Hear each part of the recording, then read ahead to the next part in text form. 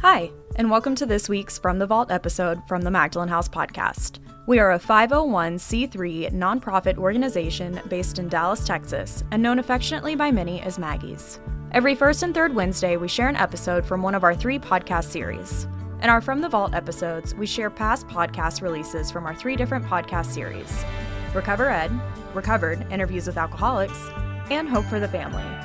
Our podcasts aim to connect, inspire, and educate alcoholics, loved ones, and the community to the Magdalen House and the services we offer. We are so glad you're here. Thanks for listening. I get to introduce and interview our speakers for today. One of them you all know, Lisa Kroencke. It is an honor to be able to interview you. I'm nervous because I admire this woman so much. Not only as a recovered alcoholic and a leader in the nonprofit and business world, but also as a mother. Her love for alcoholic women is contagious, and y'all get that for you get to see that this much. I get to see it all the time. And then I also get to see the love that she has for her kids, which is equally contagious. Drew, I wish I had more I could say about you, but given who your parents are, I just assume you're also amazing too. So I'm gonna let you guys come on up here and sit where you want to sit.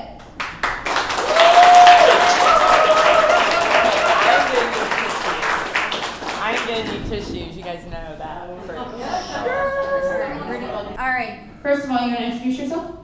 I'm Drew Kroencke, and I am Lisa's son. Hi, Drew. Hi, Drew. And I'm Lisa Kroencke, and I'm a recovered alcoholic, and my sobriety date is, I can't look at you guys, I'm just gonna start crying already. June 2nd of 2007. All right, and we're just gonna get right into it. You guys okay with that? Sure. All right. My first question is, what was it like growing up with an alcoholic mother? So it really wasn't anything that I totally noticed until about 6th or 7th grade. I didn't know that she was drunk per se, but I knew that when she came home on the weekends and some of the weeknights and stuff that she was just different. She wasn't the same person that I woke up and saw in the mornings and afternoons and picking me up from school and everything. I could essentially tell when she was different when she would have her makeup running down her face and it would be all messed up, and she did not look very well to me. The other giveaway was when she would come crawl in my bed, sleep with me some random nights, but other than that, it really didn't hit until 6th or 7th grade, and then I started to notice that it was really bad because she started becoming that different person in the mornings, in the afternoons, and at night, almost 24/7. And there were a couple of things that I guess I was doing that I didn't really realize that were bad. We were talking about this the other day. She got a couple DUIs, and one of the things that she had me do so that we could drive to school was blow into that little nozzle that they had set up in her car, just random mornings or whatever, when she had been drinking so much the night before that she couldn't blow into it to get the car started to go to school. So there were things like that I didn't really, realize were different or abnormal, that looking back on it now, it's well, dang, well, what the heck? But then in 7th and 8th grade, I started to actually connect the dots and realize, okay, she's drinking a ton, she's not able to stop, she had tried a bunch of medicines, and it was really unfortunate because looking back on it from my perspective, it was super selfish of me because the only thing I thought about was how it affected me and my life and my friends, and how I would have to take care of her when Dad was out of town, how I would have to take care of her when they were arguing, how I would have to take care of her when she couldn't take care of herself. And the only thing I was worried about was me.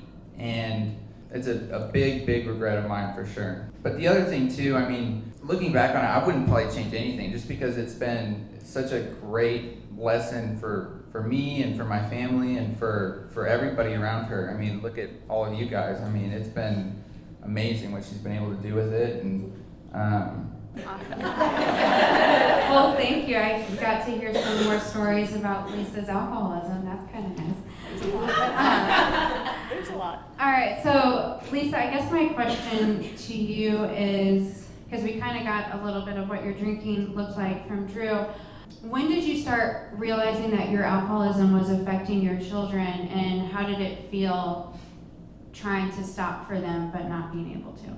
So one of the interesting things about my story is that, well, Dave would probably disagree with this, and I always say this, and you guys have heard me say this, but I drank normally for a while. I didn't drink abnormally from day one. My sponsor did, so I know what that story looks like, and that's not my story. But I remember moments, we had this rental house because we were redoing or building this other house, and I remember being in this house, and I remember that was the first time that I realized, and I couldn't tell anybody, that I couldn't stop drinking. And I started drinking, you know how we get to the point where I started drinking stuff that I would never drink, like gin. Like, I'm allergic to gin, and I wasn't particular. And I would wake up the next morning, and I would try to wake up and get the kids out of bed, appearing normal. And then after I would take them to school, I would come back and go back to bed. And I remember those moments where I didn't care. I just wanted to give them some Eggos and throw some syrup on there just to get them to school. I just wanted them to go to school so I could be alone. I could go back to what I was doing and nobody would interrupt me. And I still did the carpool mom. I mean, gosh, you guys, I drove carpool. I did taking the boys to sports and baseball because, of course, they were all into sports, and baseball's 4 practices a week. If you've ever played baseball, boys, it's painful. And so I did all of those things, but I only did it because I had to. I wasn't enjoying it. It's not that I didn't want to be a mom. I loved my children. It's just that at that point, alcohol was more important than my kids. And I started realizing that when Drew, it was about 8th grade, 9th grade, and I noticed that the kids were pulling away from me. And it's not that I didn't care. I just wanted that more than I wanted to be a mom. And that's so hard to say. My kids know it all now. But that's the point where, to answer your question, is that when alcohol became more important than me being a mother. That was so beautiful. Can you, and this is a question for Lisa again, can you talk about feeling like you were a bad mom and how you learned that you were not? Well, it's a 2-parter. Of course I felt like a bad mom. I mean, who drives carpool like that? I remember coming home from a baseball game, I had gone out into the parking lot and smoked a cigarette behind some cars. And none of the kids saw me. I walked out, and this friend of ours was there, and I didn't care. Like, I was so emboldened and so cocky that I thought, of course I can smoke a cigarette. I mean, you think about it, like, that's how our brain thinks. Like, when you're buzzed and you're like, I don't care. And I remember driving home with them that particular time when I had alcohol in the car. And I barely remember driving home. And that's when I thought, who does this? And the only solution I knew was to go right back into oblivion. And that was my solution. I think part 2 of how that was removed that's part 2. So we'll get to that in a minute. Okay. All right. We're still in the drunk log stuff. Oh, yeah. There's hope. I just want people to know. Yeah. So, first of all, did you ever blame yourself for your mom's alcoholism? Back to being the selfish kid I was, I didn't blame anybody but her and my dad for allowing it to happen, which is really unfortunate because, again, I was so worried about myself and how it was affecting me. I didn't even try to help in any way. I was just totally withdrawn, and the more I tried to help, the less it worked. So I thought, maybe if I don't do anything, it'll solve itself. I couldn't get over the fact that she was doing this thing that was such an easy choice to just stop. I mean, it's in my mind, it was that simple because I didn't fully understand it. And, my solution was to just withdraw and let it figure itself out. I didn't know what else to do because I talked to her about it once, and I think she was drunk when I talked to her about it. And she was she was pissed. She was super angry with me. She's like, I can stop whenever I want. And my dad like grabbed my shoulder and pulled me away and was like, just we're fixing it. We're figuring it out. Just let it happen. Let it ride. And so that's what I did. Now, did you watch your mom attempt to get sober? I watched her attempt to get sober a few times. The first time she tried to do it was with like a bunch of medicine. I'm not even sure what you were taking, but It was a lot. She was taking like 10 to 12 pills a day or something like that, and it made her even weirder because it was like it changed her personality to like there was sober mom, then there was drunk mom, then there was like this third mom now who was like totally whacked out on whatever she was on, and oh my God, it was bad. I was like, man, I don't know. Now I have 3 different leases to deal with. I don't know. I'm gonna have to like pick and choose who I say certain things to and all this stuff. But then, maybe I'm skipping ahead. But then there was the night that she almost died, had to go to the hospital, and then ended up going to rehab. And at that point, I was like, if she can't get sober after this, like I don't think it'll ever happen for her. So there were a couple of times for sure. Now, I think that's a good transition to get into leading up to part 2. What happened with that night, Lisa? So we were at a friend's house out of town, and I had been sober for like 3 days. And I remember thinking, I told him I wasn't an alcoholic. I hadn't drank in 3 days. It only been like 8 years, And I vividly remember this, you guys. It's the weirdest thing. Like, we don't forget. Walking by this pantry where my friend Allison had kept all of her Grey Goose, and I remember picking up one of those big giant bottles and put it in the closet. I knew I was going to come back to it, and I was so happy. I probably had the best dinner I've ever had that night, because I knew what was coming. And I went in that closet, you guys, and I drank almost the entire bottle except for about this much. Just poured it down my throat. And my kids found me, Drew found me, and Allison found me. They didn't believe it. But I was gone. I was out. I got to the hospital, and this was like 4 or 5 hours later, my blood alcohol level was 0.38. I mean, blood was saturated. I've been drinking for years. And so I knew at that moment when I woke up the next morning, my family was surrounding me, and Allison said, Dave was there. You're going away. We can't do this anymore. And I didn't want to go. Dave, my husband, was like, you have to go because you can't come home. And off I went. I spent the first 4 or 5 days trying to figure out how I was going to hide alcohol when I got home. But then something happened to me on the 4th day that changed my life, and you guys know that whole story because I say it almost every time I talk. That's my side of it. How was that like finding your mom that way? I'll compare it to when I was in college. There were so many nights where I'd come home and find my roommates drunk and just being dumb and idiots or whatever, and that was all good. It was all funny. It was ha ha ha, you're drunk. But seeing her that way and comparing it to that was just so sad, because it wasn't like a funny drunk. She was like a shell of herself. I mean, she couldn't pick up her arm to move. She was just like a rag doll at that point. And I remember like she was just so messed up. She was sitting on the stairs for some reason, like blabbering to herself. And I remember like stepping over her, and she like grabbed my leg, and I remember smacking it away because I was so mad at her. Just not wanting to deal with it, just trying to have fun with my friends, being at this lake house with our family and everything. And oh, here's just another night that we've got to deal with Lisa being drunk out of her mind again, just out of control, embarrassing me and all this stuff. And again, I was just thinking about myself and not her. And the next morning when Allison came and told me that essentially Mom was going away, I said, good, she needs to go. Because I was so done at that point. It had been 2 years at least of her being drunk 24/7. I could tell when she was drunk, when she was driving a couple times. I could tell that it was just out of control at that point.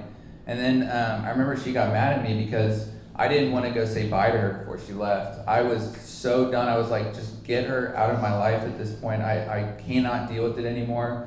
I want to, live a normal life essentially, because I just could not do it anymore. And finally I came over and said goodbye to her, and, in no uncertain terms was I nice about it. I was pretty rude about it. I just said, good, I'll see you when you get back. Good luck.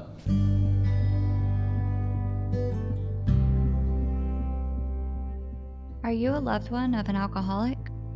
Our family support group serves as a community for friends, loved ones, and family members of alcoholics to learn about alcoholism, understand how to help an alcoholic, and experience an improved quality of life regardless of the alcoholic's recovery. We have weekly support meetings that meet virtually and in person, as well as a monthly speaker meeting. To find out more about our family support group, visit magdalenhouse.org/family.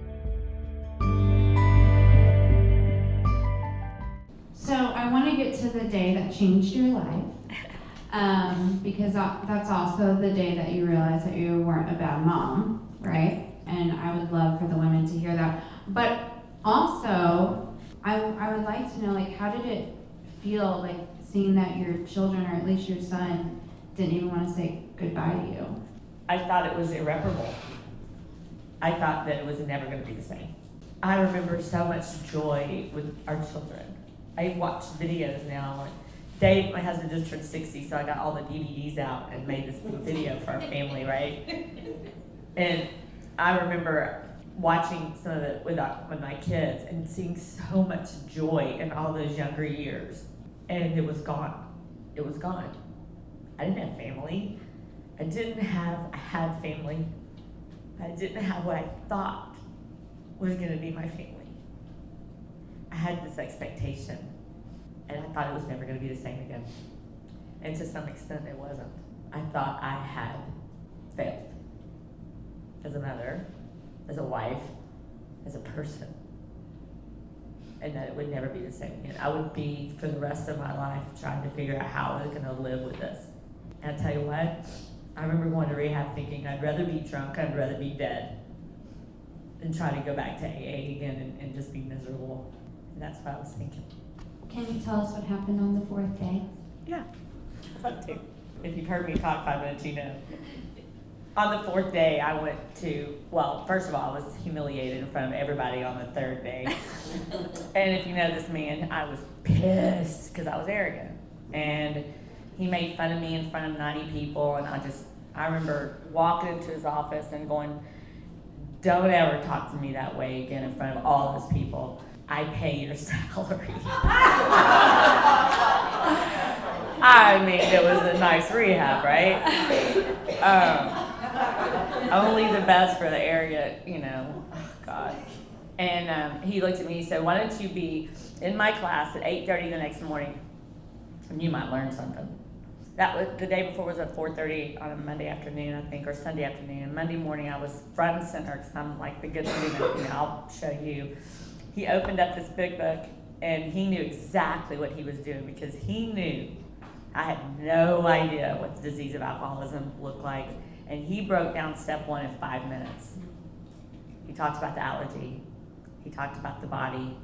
He talked about the physical craving. He talked about the mental illness, the mental obsession that tells me I don't have a craving. He talked about that this is a mental illness, that alcohol is not my problem.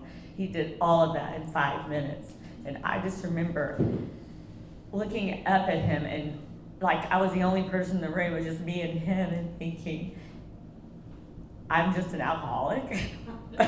All these years I thought I was a horrible person? Not that I didn't do horrible things, but there's a difference between shame and guilt, and I didn't understand that at the time. And that moment changed my life forever. So, if you know anything about Lisa's story, or if you've heard the family afterward with Dave and Lisa, if you have not, you should check it out on the podcast. Nice plug. They talk about whenever Lisa gets out of treatment, she was like, woo, like gung-ho, like big book, yeah, like ready to save all the alcoholics of the world. And she was gone a lot. And so I would just like to hear from Drew's perspective, like how was it, getting your mom back from treatment and then off she has to go again?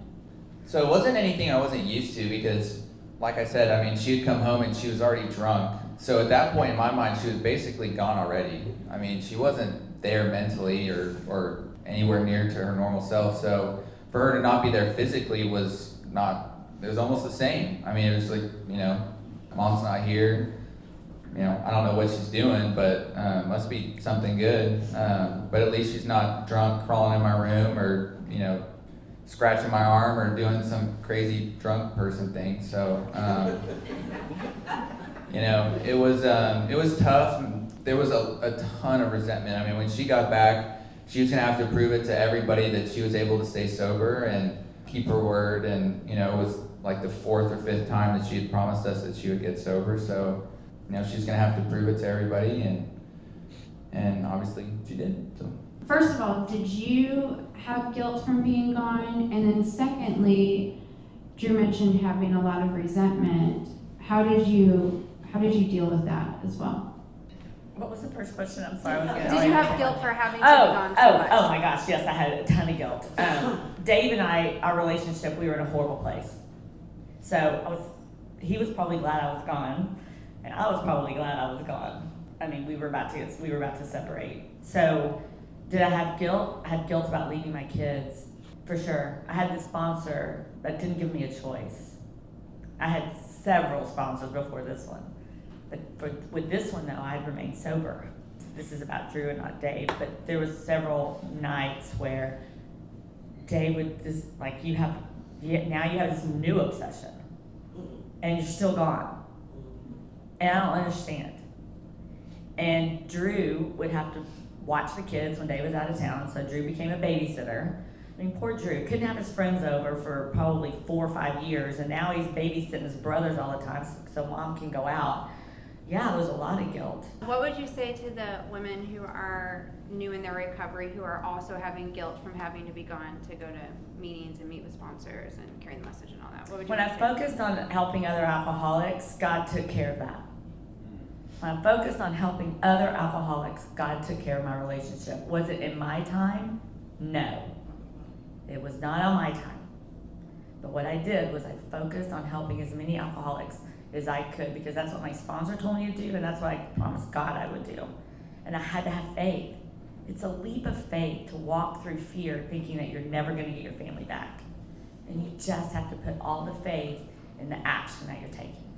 And that's what I did. So you mentioned that she had to prove that she was going to be able to stay sober. When was it that you started to trust your mom again? That is a tough one, because immediately when she got back from rehab, she basically was gone, so there wasn't really much one-on-one time between me and her. And then at that point, her and my dad's relationships basically started to dissolve, because when she was there, they were fighting constantly. I mean, the family dinners, when I talk about awkward, I mean, they were some of the most awkward, silent family dinners that you can imagine for the first couple of months when she was there. There was just the only connection, and I presented my dad a lot for this too, because he, in my mind, allowed it to happen and then was basically punishing her when she got back, and they were constantly fighting, and he would never tell me what they were fighting about. But essentially I became, like my mom said, responsible for Ben, Matt, and Jake when she would be gone or dad would be gone and they were fighting, and it took a long time. I think after they ended up getting divorced that I finally had a little more one-on-one time with her, and I got to meet some of the people that she was helping. And I can't remember when that was exactly, but at that point I realized that she was having a huge impact on the people around her and the community and other families. At that point I knew, it was probably a year or two into it, at that point I knew that she was really taking it seriously, that she wasn't just messing around, that this was going to be her life, and she wasn't asking me to blow into the thing in the car to go to school, so that helped a lot. It was a really, really long process. But like she said, I wish it would have happened sooner, but again, there was just so much distance between me and her that It took a long time to make up that ground. And All right, I have a question. Did you know what you were doing when you were blowing into that thing? Kind of. There were a couple times. You did? I didn't know you did. The only reason I did is because there were a couple times where I said I didn't want to do it, and she got really mad, and she was like, "Drew, we can't go anywhere unless you do that." And I'm like, why not, Mom? She's like, because there's this new feature and these new cars that are coming out, and you're gonna have to do it this way. I'm like, well, why can't you do it, Mom? She's like, because you have to be 18 years or younger. And I'm like, are you sure about that? She's like, yes, just do it. And I'm like, yes, ma'am. That's awesome. Oh my God. Yeah, you have a question? My question is, I have a son probably the same age as you. I have no family history of alcoholism apart from me. And I'm afraid that I'm giving them alcoholism. Good question. Is that a genetic, is it genetic? Is it... I think Lisa has a good way to answer this question, right? Yes. Okay. I'm not afraid of giving my children alcoholism. Absolutely. I'm not, because what I have to do is, it is not a bad thing, but it's almost like any disease. If I have diabetes or cancer, I can't live my life in fear. And what I have to do is I have to present alcoholism as an asset. I have to present alcoholism to my family as the best thing that's ever happened to me and that's ever happened to my family. And as long as I'm doing that, our youngest presented as a drug addict about 4 years ago. I didn't take the weight of that. That's not my fault. What I can do for him is show him the solution. Do I worry about it? I really don't. Margaret, I love being an alcoholic. I love it because I get to help people. I get to help women, and my children get to see that.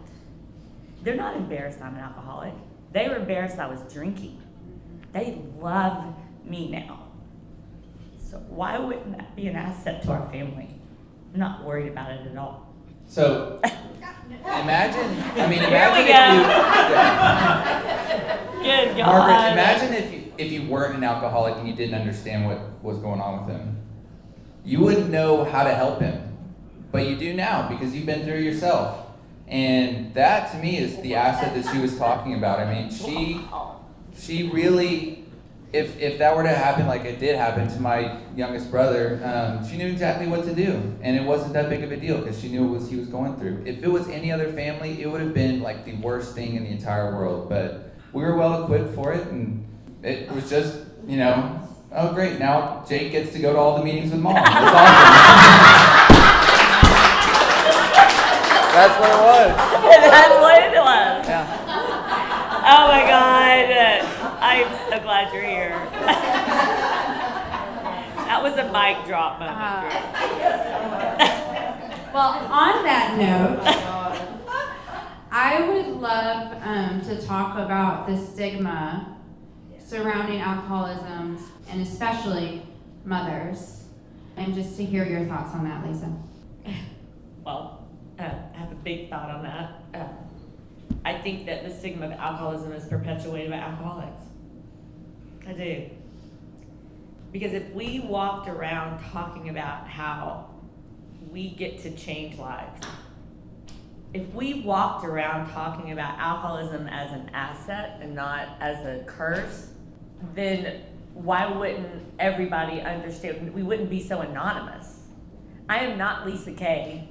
I am Lisa Kroencke. I'm not embarrassed about it. So why do we walk around with our heads down at the floor going, I'm embarrassed to be an alcoholic, I'm scared to be an alcoholic? When if you're out there helping women and helping families, it's the best part of my day. And I love my children. But there is nothing better than watching a woman's eyes come back to life. And if we could all talk about that, rather than the drunkalogs, rather than trying to make alcoholism funny, entertaining, if we could talk about truly life and death and how we get to be a part of that, I really do believe that we could be the benefactor, we could be the push that alcoholism needs to get out there to talk about it. We could be the catalyst for that. Now, would it end? No, because behavior is behavior, and we did a lot of bad stuff. There's nothing better than an alcoholic getting up and saying, I'm an alcoholic and it's the best thing that's ever happened to me. And if more people could do that, I think we could definitely make a dent in the stigma that is perpetuated by us being embarrassed that we're alcoholics. I'm not embarrassed. My family's not embarrassed anymore either.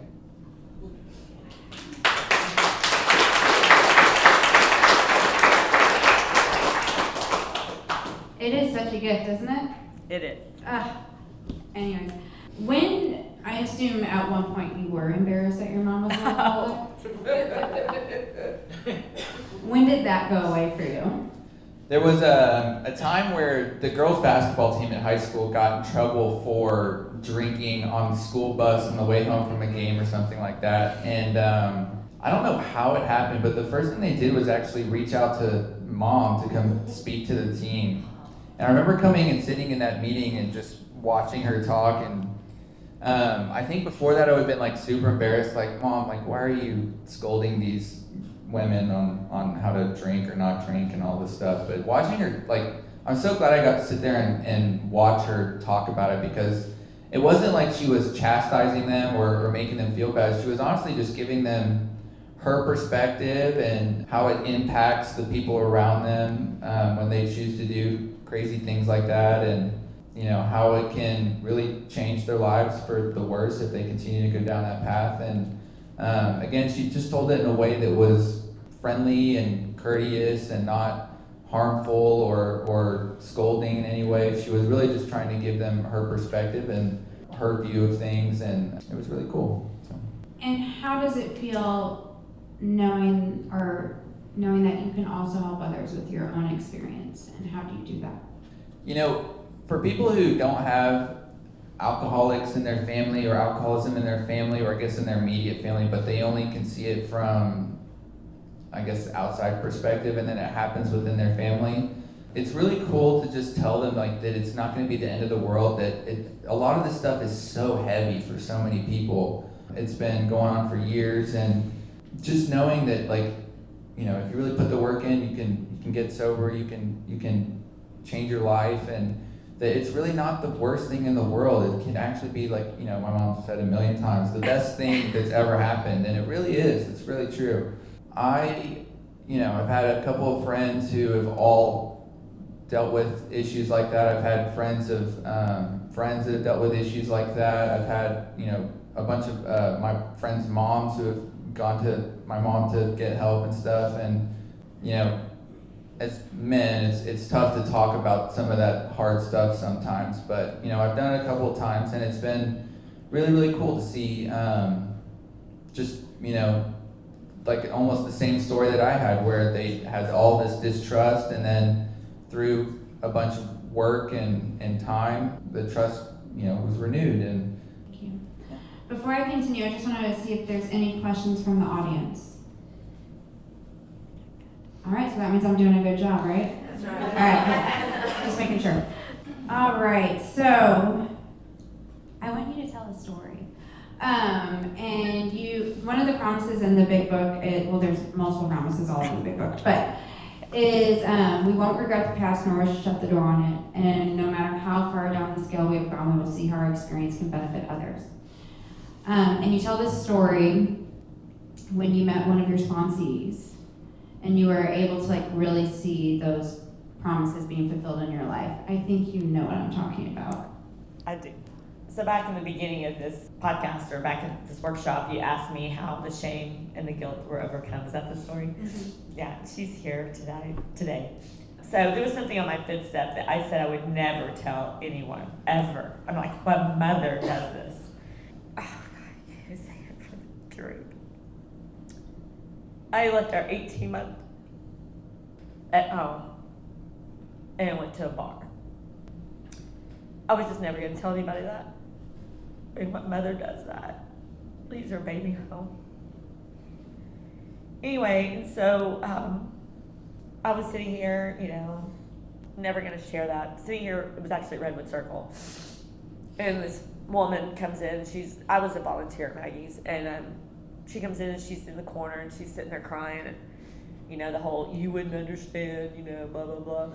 That now we all say, we all think we're unique, you know. And she starts telling this story about how she left her children at home alone. She went to a bar. And I went, well, let me tell you a story. And it's the best feeling when you don't feel alone like that. That's what our stories are for. And I looked at her, I told her the story, and she literally looked at me and said, you drink worse than I do. How did you get sober, man? And I tell you what, it was the first time I'd ever laughed about that moment in my life. Because it's not funny. And I'm not laughing about it now. Because I'm not going to diminish the fact that it's horrible to do that. But that one story has helped hundreds of women. Not because I tell it, but because other people tell it. Because we don't feel like we are unique. We don't feel like we're alone. We all have stories like that. They're not meant for shame and guilt. They are meant to share with another woman so that that is the only reason this woman trusted me. I'm just another blonde chick up here trying to sell you on some steps otherwise. But my story is all I've got to build that trust. And unless I tell it, the shame will never be removed. I will always be asking God to remove the shame instead of focusing on another alcoholic and let God do his business in the background. That's what happened, and it worked. I just love it so much.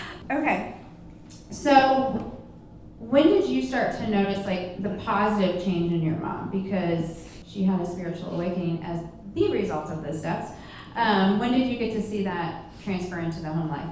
You know, for our situation, our story, it took a long time because immediately again after she got home from rehab, mom and dad started fighting like crazy, and for about a year and a half, that's all it was. It was just awkward dinners, and mom's at another meeting, and dad's basically checked out, and I'm checked out, and it was just really awkward. And then about 2 years into it, maybe 3 years into it, is when I started to see that change. Obviously when she came and spoke to the basketball team, and then the biggest thing was just meeting the people that she was helping. That was, to me, like, okay, she's really starting to, you know, kind of make a U-turn here. She's making an impact on the community and other families that have the same situation as us. And, you know, when I got to swap stories essentially with the kids of some of the women that she was helping, and it was like, well, oh, my mom did this. Oh, really? Well, my mom did this. Oh, really? Well, you should hear about what my mom did this one time.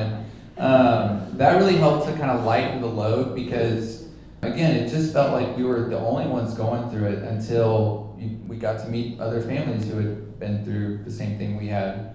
And that was probably the point, probably a year or two into it, where I started to kind of forgive her and try to reestablish that connection. So it took a long time. It was a long, long time. How would you explain the relationship with your mom today and what that's like? Be careful. Here we go. It's really great. I think the fact that we get to joke about all that stuff now helps a ton. You know, she's helped me with a lot of my stuff that I've gone through personally, and, you know, having her as somebody to kind of lean on and essentially just lean into is something that I really wasn't used to. And so it's been great. She's the best mom you could ask for. I mean, she really is the best mom you could ask for. How has recovery, I want you to tell another story, but if you guys listen to the family afterwards, she tells the story about dancing on the table. Oh my gosh, yes. Remember that when you guys are making fun of me for dancing? Yeah, it's a really cute story, but for the sake of time, I'm just going to plug it. Okay. How has recovery changed you as a mother? Oh, I think it's changed everything about me as a mother. I think that I don't try to tell my children what to do as much. I tell them about my perspective, what I would do. I don't, it's an interesting thing of a woman in recovery. It's like sponsorship. Instead of telling them what they need to do, you tell them what you did. And if they want to follow what you did, then that's great. If they don't, that's fine. There's a balance there because a 14-year-old, you can't just let them make decisions. You have to be a mother, right? But when they get to be 18 and 21 and 22 and 24, and You know, I remember one moment not too long ago when Drew came to me and he said, I need to talk.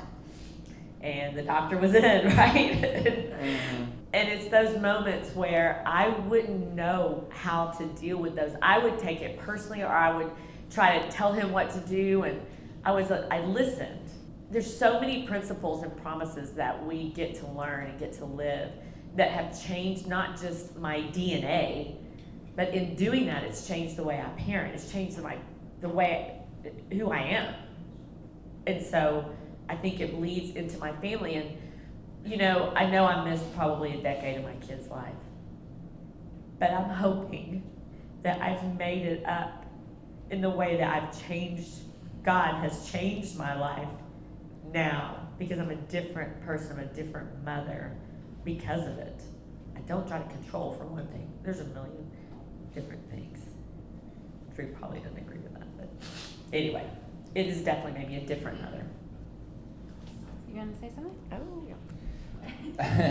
It's turned out really well because she's so well versed in like therapy now. Whenever I have an issue and I'm like, oh, Mom, I can't, something's going on with this. I really need help with this. And she's like, well, Drew, you're scared and you need to get over it. I'm like, dang it, like you're right. Like, and she didn't say it like that, of course, but you know, sometimes you need to hear that. And I think, you know, again, with all the experience that she has in helping so many people and all this stuff, it's been great for her to kind of use that for me and the boys and my dad too. So has she made up for it? Yes. All right, we're getting to the top of the hour. This has been so beautiful. How many moms in here can relate? All right, that's what I thought. And how many moms are feeling hope? For you guys. Beautiful. Thank you so much. So my final question for you, Drew, is what would you want to say to a child who is growing up in an alcoholic home? What is something that you wish somebody would have said to you? Don't make it about yourself. That's the biggest thing. At least that's what I took away from it. Because again, I was so worried about how it was affecting me and not about how she was doing personally and spiritually and mentally and physically. I just didn't care because it had gone on for so long and I didn't understand what alcoholism was. So in my mind, it was as easy as just don't drink. It really was. And she couldn't do that for some reason. I didn't understand why. And you know, I think it was a great lesson in empathy. So my advice would be to just try not to make it about yourself and, you know, put yourself in her shoes or his shoes and you know, try and help as much as you can, as often as you can, and be patient. Thank you. And Lisa, what would you want to say to the alcoholic mother who is still suffering?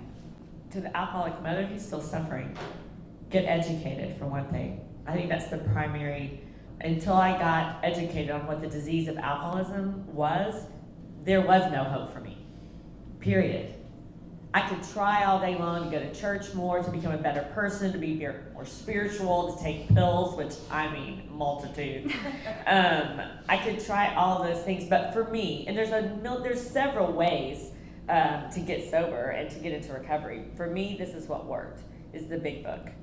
And so first thing that had to happen was I had to understand the disease of alcoholism. It's the only thing I really had to understand, but before anything else was gonna work, I had to know I was gonna die. And it wasn't gonna end well. Like, there was no way I was ever gonna be able to drink normally again. I had to know that in my heart. And then from there on out, it was time. It was time and doing the work, taking the action. That's what I would tell an alcoholic mother who's still out there, or even an alcoholic mother who's recovered, who can't get their relationship back with their children. You have to focus on other alcoholics. You have to focus on alcoholic women and stop focusing on your children, on your families, because you gotta let God do that. That's faith. And everything else is just fear. And all fear is lack of faith. So that's the biggest thing I did was when I quit focusing on Drew, I quit focusing on the damage, I quit focusing on the stuff, the shame. That's when I started to get hope. Thank you so much For our listeners in the tech world, I'm going to put the link to the Family Afterward in the show notes so people can listen to it. For all of you in the audience and who will listen to this in the future, if you have not left a review for the podcast on Apple Podcasts, please do so more people can hear experience strength and hope like we just heard from Lisa and Drew. This was such an honor, and I feel extremely blessed to be able to spend my Mother's Day doing this with you guys. Thank you so much.